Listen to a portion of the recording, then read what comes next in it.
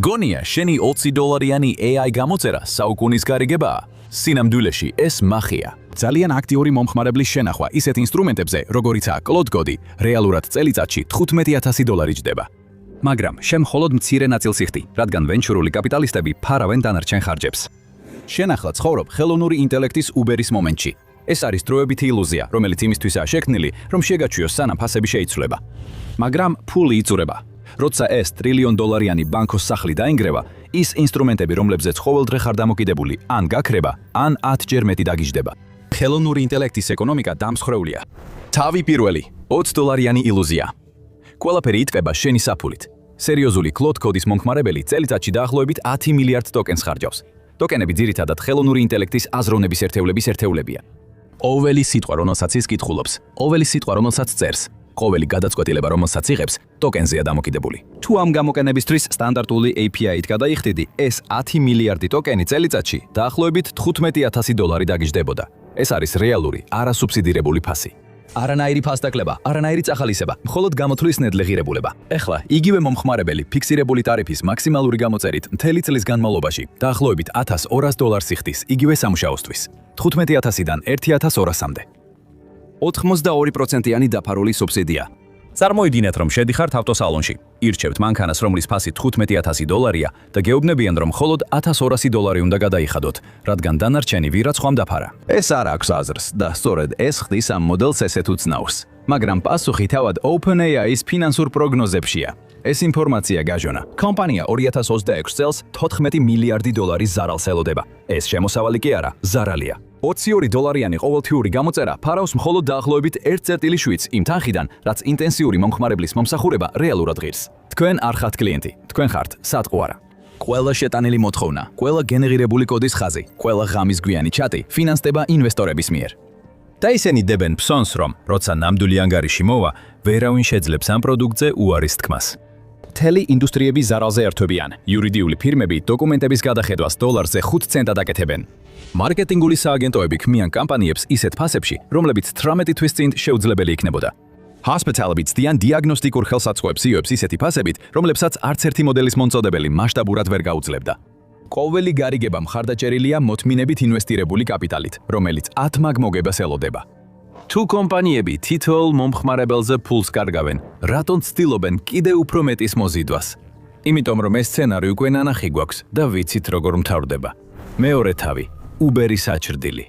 2014 წელს შავი SUV 3 წუთის განმავლობაში თქვენს ბინასთან გაჩერდებოდა. მძღოლი თავაზიანი იყო, მანქანა კი სუფთა. აეროპორტში მგზავრობა $11 დაგიჯდათ. ფიქრობდით, როგორ შეიძლებოდა ეს ყველაფერი გამართულიყო? არ გამართულიყო და სწორედ ეს იყო აზრი. არც არასდროს უნდა გამართულიყო. თითქმის 10 წლეულის განმავლობაში მთელი თაობა ცხოვრობდა იმაში, რასაც ეკონომისტებმა მოგვიანებით მილენიალების ცხოვრების სტილის სუბსიდია უწოდეს.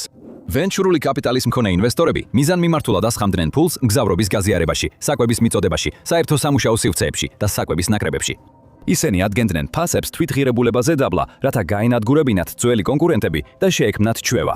გეგმა იყო ჯერ ბაზრის დაპყრობა, შემდეგ კი ფასების გაზრდა, სანამ მოგებას არ მიიღებდნენ. Uber-ის ცილის მაჩვენებელი, ანუ ის ნაწილი თითოეული მგზავრობის საფასურიდან, რომელსაც კომპანია იტოვებს, ყველაფერს ამბობს. 2022 წელს Uber-ი ინაჩუნებდა დაახლოებით 22 ცენტს თითოეული $-დან, რომელსაც მგზავრი იხდიდა. 2024 წლისთვის ეს მაჩვენებელი გაიზარდა დაახლოებით 42 ცენტამდე. მძღოლებს ნაკლები წილი დარჩათ. მგზავრებმა მეტი გადაიხადეს. კომპანიამ საბოლოოდ მიიღო მოგება. ახლა იგივე ხდება ხელოვნური ინტელექტის სექტორში. ეს იგივე ინვესტორებია, იგივე სტრატეგია და იგივე ფასების პოლიტიკაა. ინდუსტრიის ანალიტიკოსები ელიან, რომ მომდევნო 2 წელიწადში მომხმარებელთა სააბონენტო პაკეტების ფასები დაახლოებით გაორმაგდება. Anthropic-მა შემოიღო ახალი ლიმიტები, რომლებიც მსუბუქად უბიძგებს აქტიურ მომხმარებლებს უფრო ძვირად ღირებულ პაკეტებზე გადასვლისკენ. Google ტესტავს მხოლოდ პრემიუმ მომხმარებლებისთვის განკუთვნილ Gemini-ის ფუნქციებს, რომლებიც ადრე უფასო იყო. 100%-იანი ფასის ზრდა ჯორი არ არის.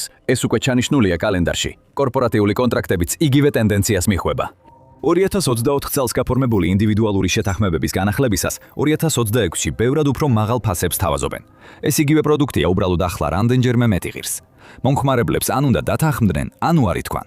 გაზიარებული მგზავრობა მხოლოდ ერთ რამეს აკეთებდა, მანქანის გადაადგილებას წერტილ A-დან წერტილ B-მდე. ამის ღირებულება არ იზრდება მოხმარების მატებასთან ერთად, პირიქით, უფრო ეფექტური ხდება. მეტი მძღოლი, მეტი სიმჭიდროვე, უკეთესი მარშრუტი. ხელოვნური ინტელექტი სხვანაირად მუშაობს. ფიქრის საფუძვლიანი მათემატიკა ასე არ იაფთება. ყველაფერი სწრაფად რთულდება. ხელოვნური ინტელექტის ხელმძღვანელები კვლავ ამტკიცებენ, რომ გამოთვლილი რესურსი ყოველწლიურად იაფდება.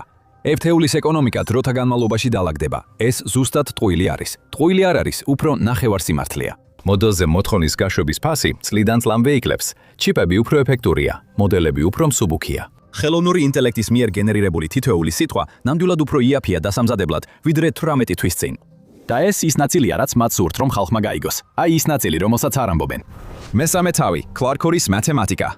თანამედროვე აგენტურის სამუშაო პროცესები, რომლებიც კლოდ-კოდის და ChatGPT-ის ღრმაკვლევის ინსტრუმენტებს ამუშავებს, ხარჯავს 5-დან 30 ჯერ მეტ ტოკენს, ვიდრე 2 წლის წინანდელი უბრალო ჩატის სესიები.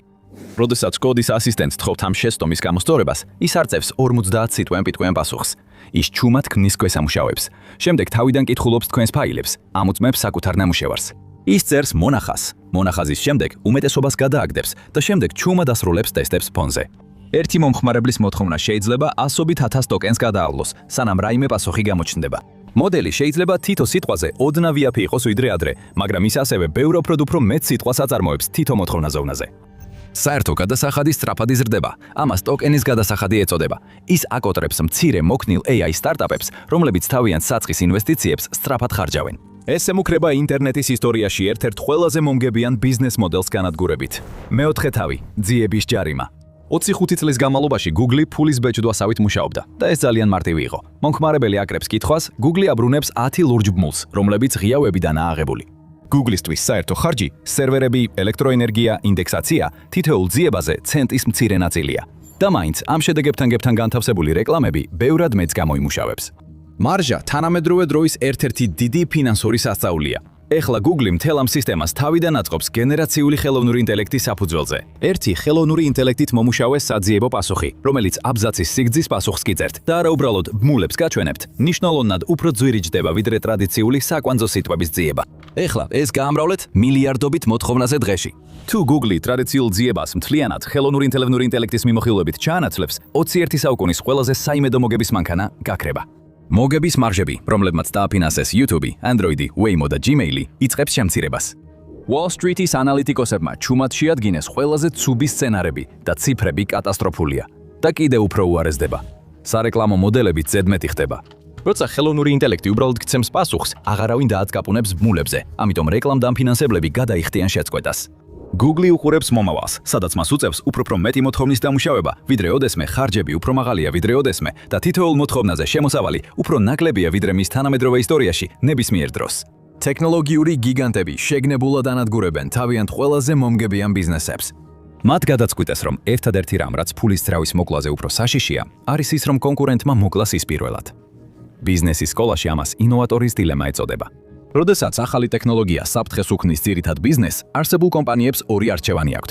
დარჩნენ ადგილზე და დაიცვან არსებული ფულის ძრავა, სანამ კონკურენტი მომავალს აშენებს, ან თავადვე ჩაანაცვლონ ის საკუთარი პირობებით, იმ იმედით, რომ შეძლებენ შემოსავლის მიღლის მიღებას ახალ პლატფორმაზე, მანამ სანამ ძველი დაიშლება. ეს ის გზა, რომელსაც ისეთი კომპანიები როგორიცაა Google, Microsoft და Meta ფაქტობრივად ხელოვნურ ინტელექტზე დებენ ფსონს. ისინი დებენ ფსონს, რომ ხელოვნური ინტელექტი საბოლოოდ ჩაანაცვლებს ამჟამინდელ შემოსავლის წყაროებს. ამას ვერავინ დაამტკიცებს. ყველა უკვე ძალიან შორს არის დასული, რომ უკან დაიხიოს. თუ ერთეულის ეკონომიკა ასეთ სუდადაა, მაშინ როგორ ახერხებენ ეს სელვე კომპანიები Wall Street-ზე ხელოვნური ინტელექტის რეკორდულ შემოსავლებზე ანგარიშის წარდგენას ყოველ კვარტალში? მეხუთე თავი, წრიული თაღლითობა. აქ იწყება ჭკუა. Microsoft-ი საჯაროდ იღებს ვალდებულებას, რომ ინვესტირებას განახორციელებს $13 მილიარდ OpenAI-ში. პრეს-რელიზი ეფექტურია, სათაურები დრამატული. აქციების ფასები იზრდება. ეს ინვესტორებს ახარებს. მაგრამ თუ წვრილ შრიფტს წაიკითხავთ, სხვა ამბავს დაინახავთ. ამ ინვესტიციის დიდი ნაწილი რეალურად არასდროს ხდება OpenAI-ის საბანკო ანგარიშზე. ის Azure Cloud-ის კრედიტების სახით მოდის. ეს ფაქტობრივად საჩუქრის ბარათია, რომელიც მხოლოდ Microsoft-ის საკუთარ მონაცემცემთ შეიძლება გამოიყენო. OpenAI ამ თანხას თავის ბალანსზე როგორც მოზიდულ კაპიტალს აფიქსირებს. Microsoft კი ღრუბლოვანი სერვისების გამოყენებას შემოსავლის სახით აფიქსირებს. ეს ერთდროულად ინვესტიციაცაა და გაყიდვაც. OpenAI-მ ცალკე აიღო ვალდებულება, რომ Azure-ის სერვისებზე $250 მილიარდ დახარჯავს, რაც წლების განმავლობაში ამწრეს ამყარებს. ეხლა ამას ზემოდან Nvidia-ს დამატებას დაუმატოთ. Nvidia აცხადებს, რომ OpenAI-სთან ათეულობით $1 მილიარდის ვალდებულებები აქვს. OpenAI შემდეგ ამ კაპიტალს იყენებს Nvidia-ს GPU-ების შესის შესაძენად. Nvidia-ს კვარტალური შემოსავალი რეკორდულ მაჩვენებელს აღწევს და მათი აქციების ფასი მკვეთრად იზრდება. მთელი ეს ციკლი რამდენიმე თვეს გრძელდება და რეალურად თითქმის არც ერთი ნამდვილი ფული არ გადაუხდიათ. უბრალოდ ყოველ ეტაპზე მას სხვა სახელი ეძლევა. დაამატეთ სიაში Oracle, CoreWeave და AMD. თითოეული კომპანია ინვესტიციას ახორციელებს, შემდეგ კი მომსახურებას თავაზობს შემდეგ კომპანიას და შემოსავალს აღრიცხავს, როცა იგივე დოლარი ციკლში გადადის. ამის ტექნიკური სახელწოდება round tripping. სილიკონის ველზე ამას სტრატეგიულ პარტნიორობას ეძახიან. მე-6 თავი, აპარატურის ვალის მახე. 2025 წელს დიდი ტექნოლოგიური კომპანიები სავარაუდოდ დახარჯავენ დაახლოებით 320-დან 400 მილიარდ დოლარამდე AI ინფრასტრუქტურაზე. განახლებული პროგნოზებით 2026 წლისთვის ეს მაჩვენებელი 500 მილიარდამდე გაიზრდება. მონაცემთა ცენტრები, GPU-ები, გაგრილების სისტემები, ენერგიის მიწოდება, მთელი ელექტროქსელები ძლიერდება, რათა ეს ყველაფერი გაუძლოს. ამასობაში Menlo Ventures-ის მოხსენების მიხედვით, ხელოვნური ინტელექტის სერვისებზე გლობალური მომხმარებლების საერთო ხარჯი მხოლოდ დაახლოებით 12 მილიარდი დოლარია. ასობით მილიარდი დოლარი იხარჯება, მაშინ როცა მხოლოდ 12 მილიარდი შემოდის. ეს სხვაობა საშუალო ზომის ქვეყნის ეკონომიკის ტოლია.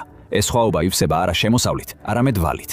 კორპორატიული ობლიგაციები, სტრუქტურირებული კრედიტი და კერძო სესხება. მხოლოდ მეტამ 2025 წლის ბოლოს ობლიგაციების ბაზარზე 30 მილიარდი დოლარი მოიზიდა. კიდევ დაახლოებით 30 მილიარდი დოლარი Morgan Stanley-ს მიერ ორგანიზებული ერთობლივი საწარმოს მეშვეობით იქნა მოზიდული, რომელიც შექმნილი იყო იმისთვის, რომ ვალდებულებები მეტას საჯარო ბალანსის გარეთ დარჩენილიყო. Microsoft-მა 20 წლის ელექტროენერგიის შესყიდვის ხელშეკრულება გააფორმა, რათა 3 Mile Island-ის ატომური ელექტროსადგური ხელახლა ამუშავდეს. Google-მა პარტნიორობა გააფორმა NextEra Energy-სთან, რათა ატომური ელექტროსადგურები ხელახლა გაიხსნას. ეს დაპირებები არ ქრება, თუ კი ხელოვნური ინტელექტის შემოსავალი ნაკლები იქნება, მაგრამ თავად აპარატურა დიდხანს არ ძლებს. მაღალი კლასის NVIDIA-ს გრაფიკული ბარათი, რომელიც ამ ბუმის უმეტეს ნაწილს ამუშავებს, მხოლოდ 1-დან 3 წლის განმავლობაში ძლებს, სანამ შემდეგი თაობა მათ მოძველებულს გახდის. ის კარგავს თავის საბუვალდრო ღირებულების უმეტეს ნაწილს იმ წამსვე, როცა ბაზარზე ახალი თაობა გამოდის, რაც ახლა დაახლოებით ყოველ 18 თვეში ერთხელ ხდება. სამწლიანი ჩიპებით სავსე მონაცემთა ცენტრი, ინდუსტრიის ტერმინებით მკვდარი ტვირთია. შეადარეთ ეს ორიგინალურ .com-ის კრახს. როცა ის ბუშტი 2000 წელს გასკდა, სატელეკომუნიკაციო კომპანიებმა მიწაში დატოვეს მილიონობით მილი ოპტიკურ ბოჭკოვანი კაბელი.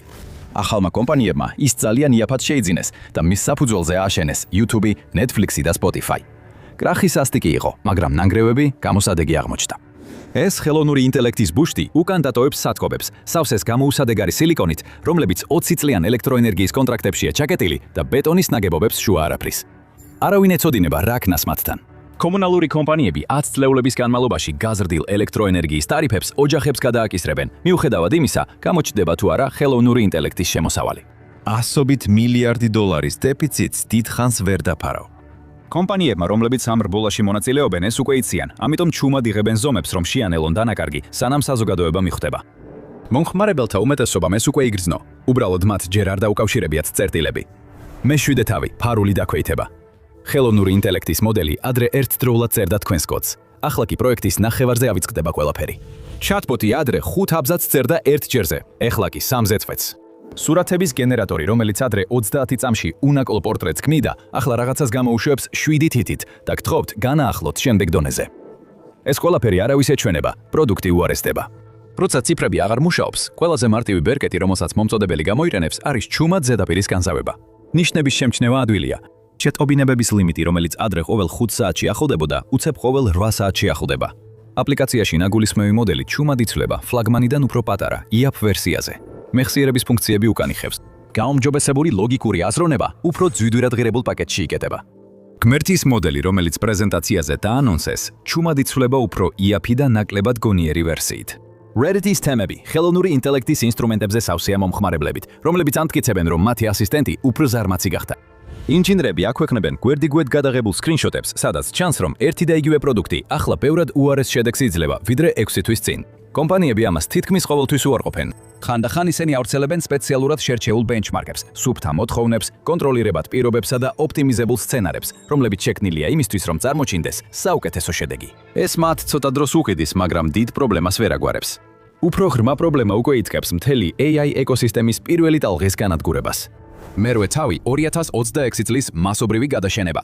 CB Insights-ის მონაცემებით 2024 წელს დაწყებული AI სტარტაპების დაახლოებით 40% უკვე დაიხურა, ან უფრო დიდმა კომპანიებმა შეიძინეს და მათი გუნდი გადაიბირეს. ეს თავაზიანი ტერმინია იმ შემთხვევისთვის, როცა გაჭირვებული კომპანია კონკურენტზე ძალიან იაფად, თითქმის უფასოდ იყიდება. ქიდველი რეალურად ბიზნეს არ ედულობს. ისინი იღებენ ინჟინრებს, ხურავენ პროდუქტს და ითვისებენ იმ ტალანტს, რასაც შეძლებენ. ეს არ იყო ჰობი პროექტები ვიღაცის გარაჟში. ეს იყო კომპანიები, რომლებმაც სერიოზული ინვესტორებისგან Series A რაუნდი დახურეს. ქონდათ შემოსავალი, ჰყავდათ გადამხდელი მომხმარებლები, ქონდათ TechCrunch-ზე საქებარი პროფილები. შემდეგ 18 თვეში ყველაფერი გაითიშა. მიზეზი თითქმის ყოველთვის ერთია. მათი გაკიდული საქონლის ღირებულება, ანუ ფული, რომელსაც ისინი მოდელის მომწოდებლებს, როგორიცაა OpenAI, Anthropic და Google უხდიან, იმდენად მაღალია, რომ მთლიანად ანადგურებს ნებისმიერ მარჟას, რომლის აღებაც მათ შეუძლიათ. სტარტაპი, რომელმაც GPT-4-ზე ლამაზი ინტერფეისი შექმნა, შეიძლება თვეში $40 აიღოს, მაგრამ იმავე მომხმარებლის მიერ გამოყენებული API-ის ხარჯი სტარტაპს $80 უჯდება. ყოველი აქტიური მომხმარებელი უარყოფით შემოსავალს ნიშნავს. რაც უფრო წარმატებულია მარკეტინგი მით უფრო სწრაფად კარგავს კომპანია ფულს. როცა Foundation მოდელის მომწოდებელი ახალ ფუნქციას უშვებს, ხშირად 10 სტარტაპი ერთ ღამეში ხდება. ChatGPT უშვებს ხმოვანი რეჟიმის საკუთარ ვერსიას. დაემშვიდობეთ ნახევარათეულ ხმოვანი აგენტის სტარტაპს, რომლებმაც გასულ კვარტალში Series A დაფინანსება მიიღეს. Cloud-მა გამოუშვა PDF ფაილების საკითხვის საკუთარი ფუნქცია. დოკუმენტებთან მუშაობის მთელი რიგი ინსტრუმენტები ერთი პროდუქტის განახლებით უსარგებლო გახდა. დამოუკიდებელი ხელოვნური ინტელექტის კომპანიების ეკოსისტემა ინგრევა გამოთვლითი რესურსების ხარჯების სიმძიმის ქვეშ, რომელსაც ვერავინ იღებს მომგებიანად საკუთარ თავზე. როდესაც სტარტაპები იხოცებიან, ღრუბლოვანი სერვისების მომწოდებლები კარგავენ შემოსავალს, რომელიც საწყისი მოდელების ინვესტიციებს თავდაპირველად მომგებიან ბიზნესად აჩენდა. სწორედ მაშინ იწყება საბოლოო ფაზა. თავი მეცხრე, დიდი AI-ის მოტყუება. ვენჩურული კაპიტალის კომპანიები აღარ არიან მზად დაფარონ დანაკარგები მომავალი დიდების იმედით. ისინი ახლა წერილობით და კვარტალური ეტაპებით მოგების მიღწევის გზას ითხოვენ და ეს სურთ და უყოვნებლივ.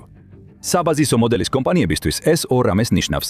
პირველი არის სასტიკი და მოულოდნელი ფასის გადახედვა. $20 მომხმარებლის პაკეტი ხდება $100 პაკეტი, ან ჩუმად ქრება და მის ნაცვლად ჩნდება Pro პაკეტი, რომელიც იგივე ფუნქციებისთვის 10 ჯერ უფრო ძვირია. Clark არის მომხმარებელი, რომელიც წელიწადში $1200 იხდიდა, მოულოდნელად იღებს ინვოისს, რომელიც $15000 უახლოვდება. იმდენს, რამდენიც API-ს რეალურად ღირს. Freelancer-ი დიზაინერი, რომელიც $10 გამოსახულების გენერაციის გამოწერაზეა დამოკიდებული, იღებს ელფოსტას, სადაც უხსნიან, რომ მისი პაკეტი ახალ სტრუქტურაზე გადადის. მცირე ბიზნესები, რომლებმაც ERP AI-ზე აწყვეს სამუშაო პროცესი, არჩევანის წინაშე დგანან. გადაიხადე 10 ჯერ მეტი, ან დაბრუნდი ძველ მეთოდზე. მეორე ვარიანტი უფრო ცუდია, სერვისები უბრალოდ იხურება. უკვე ვნახეთ პირველი ნიშნები. პატარა AI კომპანიები 30 დღიანი გაფრთხილებით დაიხურა, რის გამოც მომხმარებლებს უწევთ წლების ნამუშევრის გადატანა იმ კონკურენტთან, რომელიც ჯერ კიდევ ფუნქციონირებს. სპეციალიზებული მოდელები, იურიდიული კვლევებისთვის, სამედიცინო გამოსახულებებისთვის და მომხმარებელთა მხარდაჭერისთვის ამოიღეს, რადგან მათი ეკონომიკა არასდროს მუშაობდა. ERP AI-ის ეპოქა მთავრდება 1000 პატარა ინვოისით, 1000 პატარა დახურვის შეტყობინებით. უფრო ღრმა სიმართლე ფასის ზრდაზე უფრო უსიამოვნოა. AI 2026 წელს გზაზეა რომ გახდეს ფუფუნება და არა საბაზისო პროდუქტი. ERP-მა ვერსიებმა მთელი თაობა მიაჩვიეს მის საჭიროებას. ჯურადღირებული ვერსია ერთადერთია, რომლის არსებობასაც ახლა ბალანსის ფურცლები უშვებენ. დიდი კომპანიები, რომლებსაც ახალი ფასების კატეგორიის გადახდა შეუძლიათ, თავიანთ უპირატესობას გაიმყარებენ. Freelancer-ები, მცირე ბიზნესები და ის ადამიანები, ვინც ადრეული დანერგვა უზრუნველყვეს და აჟიოტაჟი შექმნეს, პირველები დარჩებიან ფასმიღმა. ეკონომიკა, რომელიც ERP ინტელექტზეა აგებული, მალე ძვირადღირებული ინტელექტის რეალობას შეეჯახება. პროდუქტიულობის ის მოლოდინები, რაც 2024 წელს არსებობდა, 2027 წელს აღარ იარსებებს. დაპირებული ხელოვნური ინტელექტის რევოლუცია ნამდვილად მოვა, უბრალოდ არა ყველასთვის და არა იმ ფასად, როგორც ეს თავიდან იყო წარმოდგენილი. ისტორია გვიჩვენებს, რომ კრიზისებს 1 წელი არ სჭირდებათ განვითარებისთვის. დოტ-კომების კრიზის პიკიდან ფსკერამდე 2 წელი დასჭირდა. ხელოვნური ინტელექტის ბუშტს კი უფრო მეტი ბერკეტი, მეტი კონცენტრაცია და მეტი ვალი აქვს საფუძვლებში ჩადებული. როცა ეს ყველაფერი გადაიხრება, ცვლილებები შეიძლება თვეებში, ან თუნდაც კვირებში მოხდეს. როცა მოგების მარჟები შემცირდება, როცა პირველი დიდი კორპორატიული კლიენტი საჯაროდ უარს იტყვის ხელშეკრულების განახლებაზე, ეს ნდობა შეიძლება ერთ ღამეში გაქრეს. ის ინსტრუმენტები, რომლებსაც მილიონობით ადამიანი ყოველდღე ეყრდნობა, არასდროს ყოფილა ისეთი ERP, როგორც ყველას ეგონა. ისინი ინვესტორების ფულით ინახებოდა, რომელიც ახლა საბოლოოდ იწყებს ამოწურვას. ხელოვნური ინტელექტის ეპოქა შეიძლება ჯერ კიდევ მოდის. ERP ხელოვნური ინტელექტის ეპოქა, რომელმაც მთელი თაობა მოატყუა და აიძულა, თავისი სამუშაო ცხოვრება მასზე აეგო, უკვე დასრულებულია. უბრალოდ ანგარიში ჯერ არ მოსულა. და როცა ის მოვა, ეს ფასი აღარასდროს მოგვიჩვენჩვენება რეალურ ფასად. ის თავდაჯერებულობა, რომელმაც მთელი ხელოვნური ინტელექტის ინდუსტრია გარდაუვალ მოვლენად წარმოაჩინა, უკვე იწყებს რღვევას. ის რაც ადრე შეუჩერებელ წინსვლად ჩანდა, უკვე იწყებს ზედაპირქვეშ პირველი ბზარების გამოვლენას. მოულოდნელად კითხვა იცლება, რამდენად დიდი შეიძლება გახდეს ეს? აღარ არის მთავარი, არამედ ვინ მიიღებს დარტყმას, როცა ასე არ მოხდება. გაიგეთ, რა მოუვა ეკონომიკას, თუ $2 ტრილიონიანი ხელოვნური ინტელექტის ბუშტი გასკდება. ან უყურეთ ამას მის ნაცვლად.